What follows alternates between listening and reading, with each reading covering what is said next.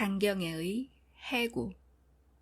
사랑으로 통한 샘문이 획 열렸다. 이 사람아, 원 그렇게 못 듣는담. 이리 좀 나오게. 새끼 꼬기에만 열중하였던 김서방은 깜짝 놀라 머리를 들었다. 아, 이리 나와. 버럭 지르는 소리에 김서방은 어리둥절하여 일어났다. 그리고 자신의 무슨 잘못으로 주인이 꾸지람을 내리시려나 하는 불안에 그의 가슴이 웅 하고 뛰는 것을 느끼며 사랑으로 나왔다. 그의 눈등이 근지러우며 눈물이 날 만큼 사랑은 밝았다. 거기에 앉게. 주인의 말을 따라 김서방은 쭈그려 앉았다. 주인은 그의 머리에 너저분하게 올라앉은 집 부스러기를 바라보면서 한참이나 무슨 생각을 하다가 그런데 자네를 부른 것은 다름이 아니라 앞 벌 밭을 팔았네 그리. 주인도 어느덧 비창한 빛을 얼굴에 띄우며 묵묵하였다. 김서방은 앞벌 밭이란 말밖에 알아듣지 못하였다. 그래서 그는 머리를 번쩍 들었다. 낸들 그 밭을 팔고 싶어서 팔었겠나마는 형편이 그리 되니 할 수가 있던가. 4년 전에 그가 면장 운동하면서 그 밭을 금융조합에 저당할 때는 면장만 되고 보면 그 밭만은 쉽사리 찾게 되리라 하였으며 그 위에 모든 것이 자기의 마음대로 될 줄 알았으나 실제 면장이 되고 보니 씀새가 넓어지며 그 밭을 찾기는 고사하고 이자도 못 물어서 미구에 밭을 아끼우게 될 모양이므로 하는 수 없이 그 밭을 팔았던 것이다. 김서방은 그제야 다소 짐작되었다.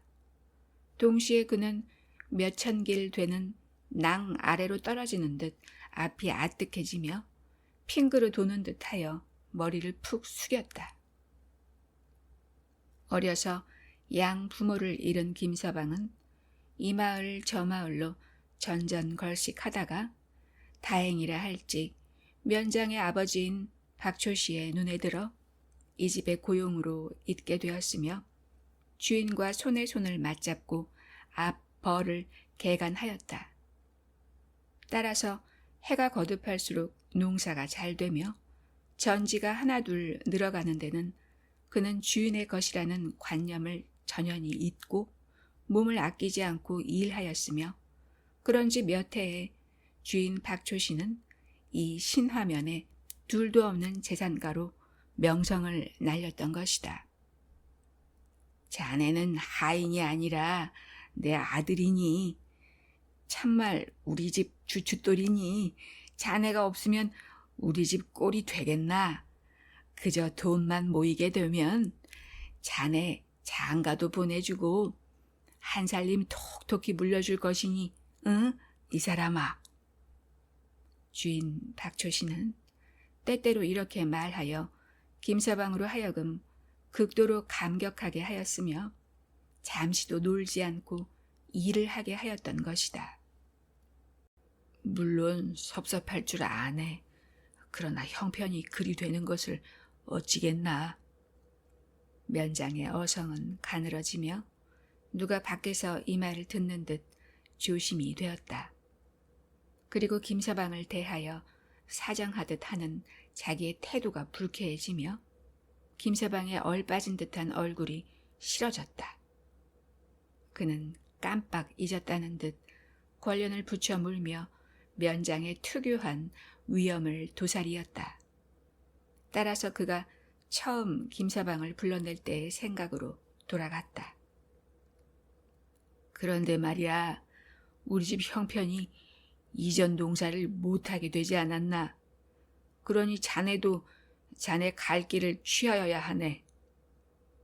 그는 그의 아버지의 유언을 잠깐 생각하였다.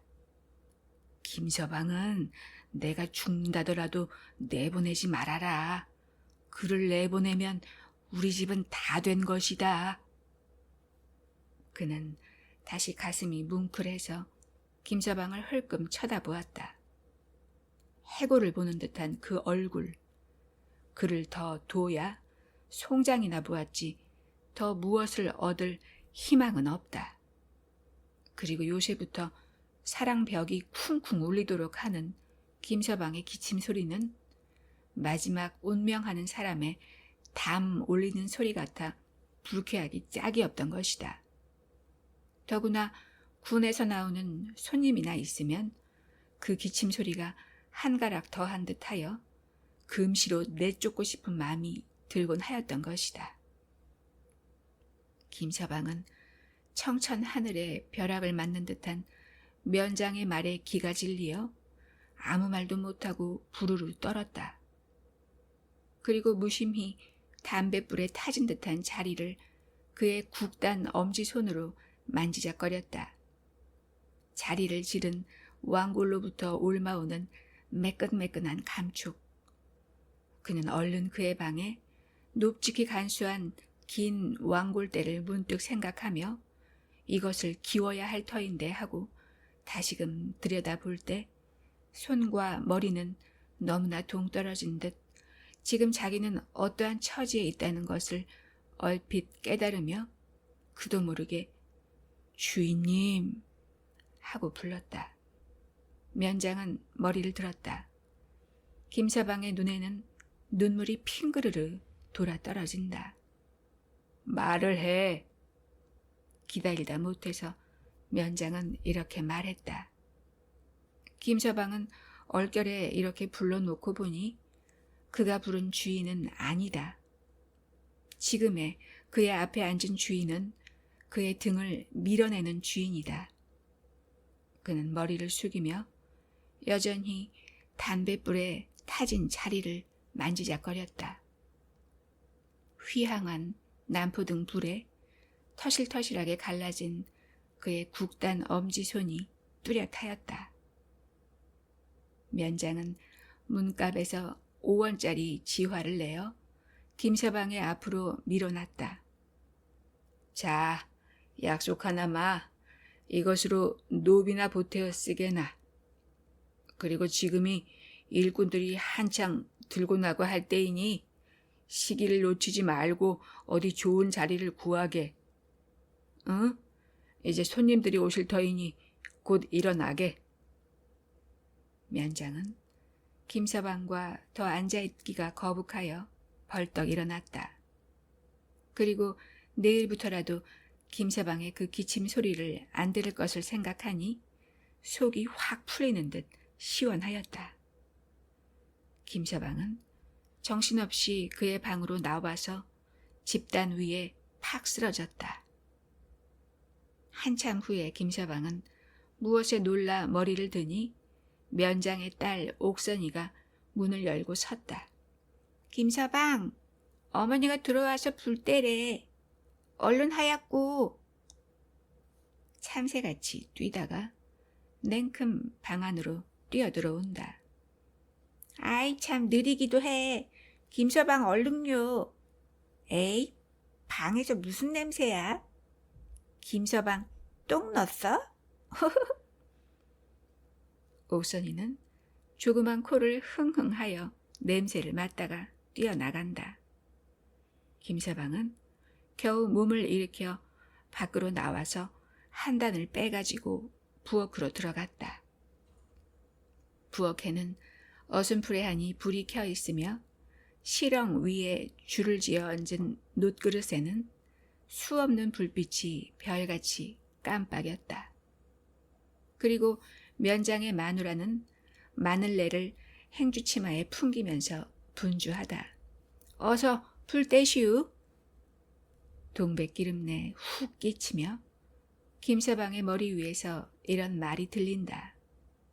그는 수굿하고 아궁에 불을 살라 넣으며 주인의 하던 말을 곰곰이 생각해 보았다. 그러나 모든 것은 꿈속에 보는 듯 분명하지를 않고 희미하여 사실 같지 않았다. 그리고 그의 머리가 너무나 끓어서 마치 저 아궁에 불이 붙는 듯 걷잡을 수가 없었다. 한참 후에 김서방, 왜 그러우? 어디 아프? 그는 정신이 바짝 들어 살펴보니 아궁이 캄캄하도록 나무를 넣지 않았다. 아프면 나가 누시우. 이제 면소사가 올 터이니 그대로 도와달라지. 어서 일어나시우. 김서방은 얼결에 일어나 밖으로 나왔다. 서리를 품은 듯한 바람결이 그의 닿는 머리를 시원하게 하여준다. 그는 아무데나 펄썩 주저앉았다. 나가라? 그것이 참일까? 혹은 취중에서 나온 말인가? 꼬꾸닥 꼬꾸닥. 달개 소리에 그는 잠깐 귀를 기울여 들었다. 동시에 어느 닭을 또 잡누 하는 생각과 함께 수많은 닭들의 모양이 일일이 떠올랐다. 아침만 되면 그는 일찍이 일어나서 모이 바자기를 들고 돛돌 위에 올라서서 구구하면 산산이 해졌다. 큰 닭, 작은 병아리까지 목을 길게 빼고 뿌르르 뿌르르 달려와서는 떨어지는 모이를 보기 좋게 쪼아먹고 하였다. 그때마다 그는 대견함에 가슴이 불룩해지는 듯 어느 놈이 상하지나 않았나 혹은 솔개미에게 채어가지나 않았나 하여 두루루 살펴보다가 문득 한 놈이 없어진 듯하여 저편 모퉁이를 바라보며 목을 높여 구구구구 소리치다가 얼른 어제 면소사가 닭 잡아가던 것을 생각하고는 닭을 부르던 목소리가 뚝 끊어지며 온 전신이 짜르르 울리곤 하였다. 그때마다 무어라 형용할 수 없는 슬픔이 불평으로 변하여 그의 뼈끝마다 스며드는 듯하였다. 자기를 알아보는 듯한 그 눈매, 자기만이 알아들을 수 있는 그 꾸르르 꾹꾹하는 소리, 날이 갈수록 하나둘 보이지 않으니 아는 듯 모르는 듯 그러한 불평이 일며 주인 대하기가 어쩐지 싫어지는 것이다. 박초시 생전에는 사명일마다 닭의 고기를 느긋하도록 먹었건만 주인이 돌아간 후부터는 그렇게 많은 닭을 기르건만도 닭의 발목 하나도 구경할 수가 없었다. 저렇게 손님이나 오면은 2마리, 3마리 아끼지 않고 잡아서 술안주하고 그나마는 군수에게 보냅네, 어느 군속에게 보냅네 하여 닭의 회가 쓸쓸하도록 잡아내가지곤 하였던 것이다. 그는 이러한 생각을 하다가 몸이 오슬오슬 추우며 양 어깨가 으쓱하므로 몸을 웅크리며 살펴보니 자신은 지금 헛간 뒤에 와서 앉았다는 것을 알았다. 그리고 헛간 속에 들어있던 날 무딘 호미를 문득 생각하며 가슴이 묵직해졌다. 호미도 이젠 무디어서 새 것으로 사오든가 그렇지 않으면 쓸만한 것으로 추려서 다시 벼려오든가 그 어느 것 중에 한 가지는 꼭 해야 할 터인데 그러려면 어느 날 조용히 주인을 만나 의논하고서 돈을 타내야겠다고 이 헛간문만 바라보게 되면 그는 문득 생각되곤 하였던 것이다. 그 말이 참이라면 자기가 호미를 잡는 것도 지나간 여름으로 종결을 지은 듯. 밭을 팔아. 누가 팔아. 그는 불쑥 이렇게 투덜거렸다. 따라서 어디 가서 호소할 곳 없는 슬픔이 그의 온 가슴을 찢는 듯 그는 견딜 수가 없어 벌떡 일어났다. 아버지여, 무소부지하시고 전지전능하시니여, 우리 면장댁에 복을 만나와 같이 내리어 주시옵소서. 그리하여 속히 면장님도 회개하시고 아버지 앞으로 나와서 진실한 일꾼이 되어 이 온 집안이 일가구가 되어 아버지의 사랑하는 식구가 되어 주시게 하시옵소서. 김서방은 안방을 바라보며 목사가 또 온 것을 알았다.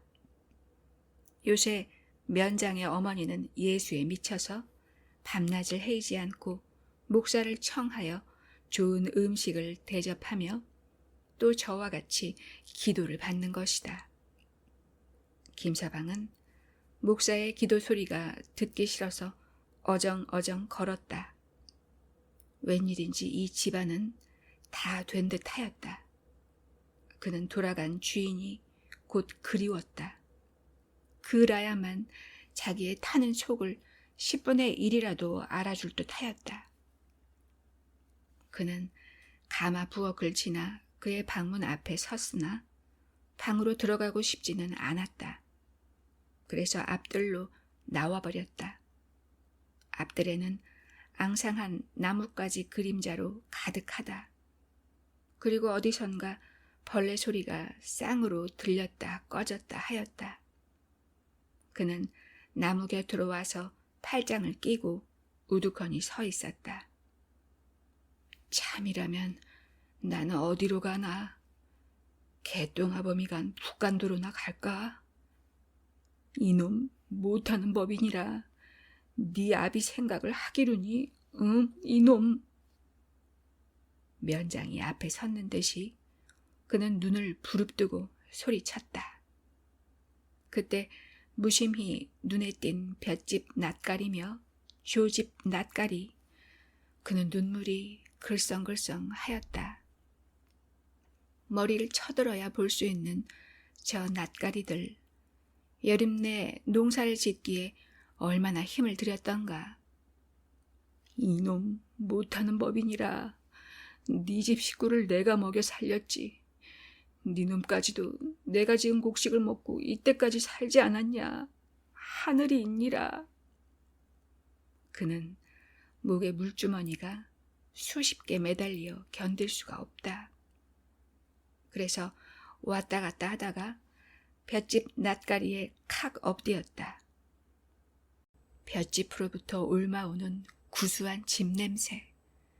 내가 나가면 이놈의 집에서 이 좋은 짚을 썩여들이거나 극상하여 이영초로나 팔겠구나 하였다. 아주 좋은 집단으로만 추려서 태산같이 쌓아놓은 이 집 낯가리, 겨울에 한 단씩 뽑아다가 잘 다듬어서 물에 흠씬 축였다가 멍석 망꼬리 고운 집신을 얼마든지 만들 것인데. 주인님. 그는 목이 메어 돌아간 그의 주인을 불렀다. 집대만 바스락거릴 뿐 아무 반응이 없었다. 그는 짚을 줌이 벌게 쥐어 푹 뽑아 쥐고 벌떡 일어났다. 바라보이는 앞 벌, 달빛을 안고 고요히 잠든 저 벌, 그는 다름질치고 싶다. 저 벌에는 누가 그를 기다리는 듯 언제나 그렇게 생각된다. 앞벌 반머리로 졸졸 흐르는 물소리며 그 앞에 있는 커다란 차돌, 그 돌에서 주인과 자기가 마주 앉아 몇 번이나 정드는 이야기를 주고받았던가, 혹은 점심을 먹으면서 담배를 피우면서 주인은 얼마나 진정으로 그를 위로해 주었던가. 그러나 지금 돌이켜 생각해 보니 주인은 자기에게 거짓말만 한 것 같다. 그가 하던 말이 하나이나 실행되었던가. 여기까지 생각한 그는 새로운 무엇을 깨달은 듯 정신이 번쩍 들었다. 근 50여 년 동안을 그는 주인 영감의 말에 맞추되어 헛된 삶을 해온 듯 했다. 오냐, 나가라면 나가지. 내 이놈의 집이 아니면 못 살겠냐, 이놈들.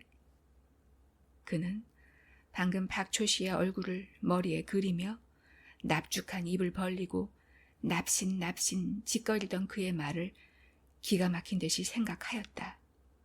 만일 그가 곁에 있다면 에이 요 간사한 놈아 하고 뺨이라도 후려치고 싶다. 앞벌 밭에서 그가 돌짐을 지다가 너무 기진하여 돌짐을 진 채 냇물가에 엎어졌을 때 주인은 뭐라고 달랬던가. 그때 주인의 말에 감격하여 그는 깨어진 무릎을 들여다도 보지 못하고 그 돌짐을 지지 않았나. 그날 밤 그는 온몸이 절절 끓으며 무릎이 아파 한잠 못 자고도 여전히 이튿날 아침에 일어나서 그 돌짐을 지지 않았나. 해종일 졌지.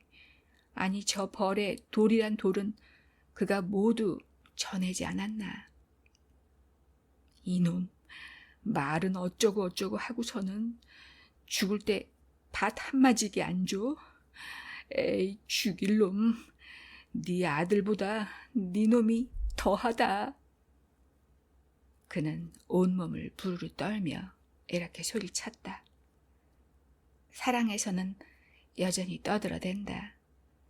바깥문이 시꺼먼 그림자로 얼씬얼씬 하는 것을 보니 일어나서 춤들을 추는 모양이다. 그는 벌떡 일어났다. 한시도 이러한 집에 있기가 싫었다. 그래서 그는 이 밤으로 어디든지 나가고 싶어서 허방지방 그의 방으로 들어왔다. 방에는 기름불조차 꺼지고 캄캄하였다. 그리고 무질서하게 늘어놓은 집단만이 그의 발길에 턱턱 가로채일 뿐이다. 그는 방 한 구석에 놓아둔 상자를 당겨서 옷가지를 꺼내 꽁꽁 동이고 새끼를 끊어 옷을 한 번 더 동인 후에 등에 걸머지고 담뱃대를 더듬어 찾아가지고 문 밖을 나섰다. 누구야? 혀곱은 소리에 김서방은 돌아보았다. 어느 면석이인 듯한 놈이 오줌을 누다 말고 소리친다. 웬 자식이야? 재차 소리치는 바람에 얼마쯤 걸어나가던 김서방은 있는 분이란 불같이 타올랐다. 이 자식, 누가 내 밭을 팔아? 김서방의 입에서는 불쑥 이러한 말이 퉁겨나왔다. 그리고 단숨에 달려들어 면석이의 따귀를 쩔꺽 후려쳤다. 이놈 봐라, 이놈 웬 놈이냐? 면석이는 있는 힘을 다하여 달라붙는다. 사랑에서는 여전히 흥이 나서 춤을 추며 돌아간다.